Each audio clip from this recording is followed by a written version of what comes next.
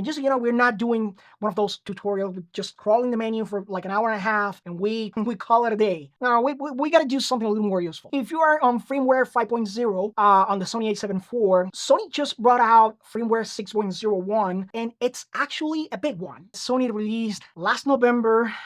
They released firmware version 6.00 that was for Sony A7 IV bodies. And it went bad. Not a little bug bad. I'm talking real working photographer nightmare bad. It literally happened to my wife in the middle of a wedding. She updated both of her Sony A7 IV bodies, trusting Sony, and suddenly one camera just stopped working properly and the other one kept asking for rebooting constantly. That was right in the middle of the wedding, right in the middle of a paid shoot. I had to jump in the car, drive all the way with my A6700 and my old A7 IV so she could keep shooting the wedding. You might still be laughing. We both know that's not a cute story.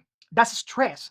That's reputation on the line. That's clients watching you struggle. That should never be the experience of updating an official firmware. We're gonna go over the new features, but I'm also gonna have to be a little critical because Sony needs to do better with how they handle releases like that. The good news is firmware 6.01 is basically the return of that update, but fixed. So the big question is, what do you gain going from 5.01 to 6.0? And how do you protect yourself so you never get burned again?